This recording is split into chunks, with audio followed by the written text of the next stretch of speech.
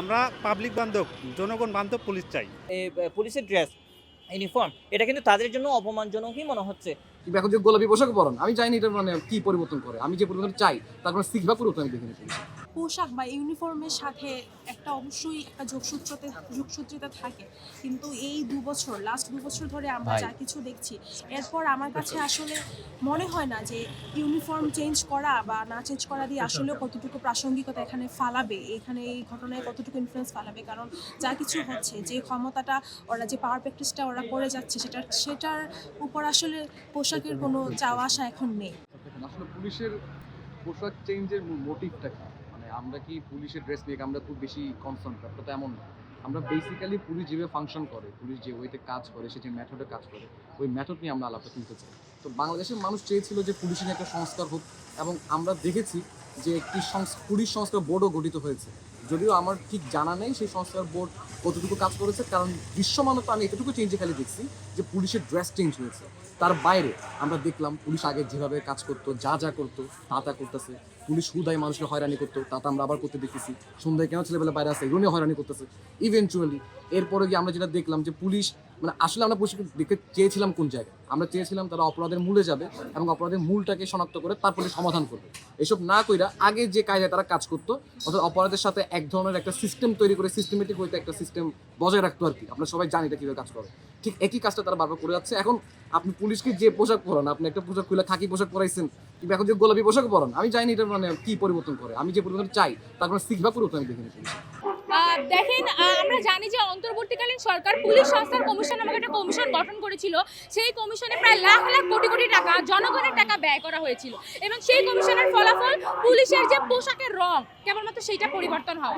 আমরা জুলাই অভ্যুত্থানের আগে, জুলাই অভ্যুত্থানের সময় এবং অভ্যুত্থান পরবর্তী সময় এবং নির্বাচনের পরবর্তী সময় এই পুলিশের যে চরিত্র দেখছি, তা দ্বারা খুবই স্পষ্ট হয় যে পুলিশের ন্যূনতম সংস্কার করা হয়নি, কেবলমাত্র তাদের পোশাকেরই রং পরিবর্তন করা হয়েছে। তাদের আচরণ, তাদের ক্ষমতার অপপ্রয়োগ এবং তাদেরকে শাসক শ্রেণী যেভাবে তাদের লাঠিয়াল বাহিনী হিসেবে ব্যবহার করে, সেইটারও কোনো পরিবর্তন ঘটেনি। পুলিশের পোশাক চেঞ্জ মূল ফ্যাক্ট না, তাদের মানসিকতা চেঞ্জ দরকার। কারণ পুলিশ আগে যেরকম স্বৈরাচারী মানসিকতা ছিল, এখনই একইভাবে একই মানসিকতা পোষণ করতেছে। আমরা পাবলিক চাই যে পুলিশ মানসিকতা পরিবর্তন করুক, তার মানসিকতা ঠিক হয়ে যাক, তাহলে জনগণকে প্রপার সেবা দিতে পারবে। আর যদি তাদের মানসিকতা এরকমের থাকে যে এলিট কেন্দ্রিক যারা ক্ষমতায় তাদের দিকে তারা সবসময় সাপোর্ট করবে, তাহলে ভাই এটা আমাদের পাবলিক পুলিশের কাছ থেকে আশা করে না। আমরা পাবলিক বান্ধব, জনগণ বান্ধব পুলিশ চাই। পুলিশের পোশাকটা মেন ফ্যাক্ট না, পুলিশের পোশাক যাই হোক না কেন তার সেবাটা ফ্যাক্ট।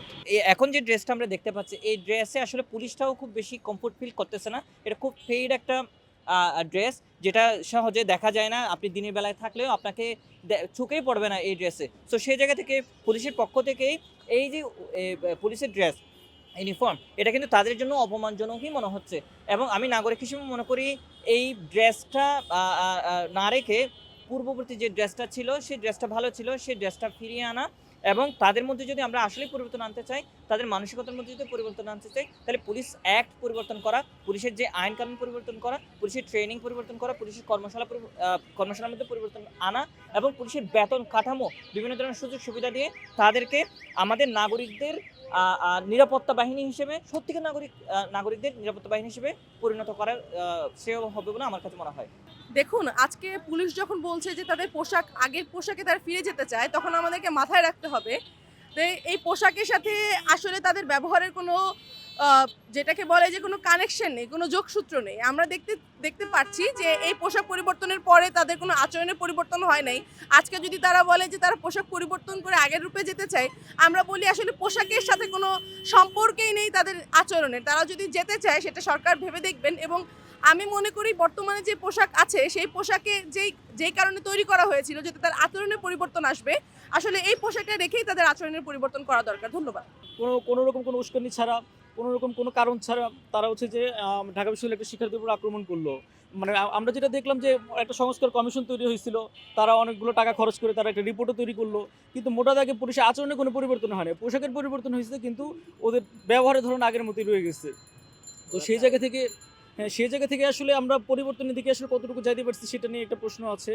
তো এখন যদি আমরা আমরা আমাদের যে একটা আকাঙ্ক্ষার দেশ, যেখানে একটা ন্যায় বিচার থাকবে, যেখানে একটা সাম্য থাকবে, এই ধরনের একটা দেশ করতে গেলে আসলে পুলিশকে সবার আগে পরিবর্তন করাইতে হবে। দেশে দেশে সবার সাথে দ্য নিউজ।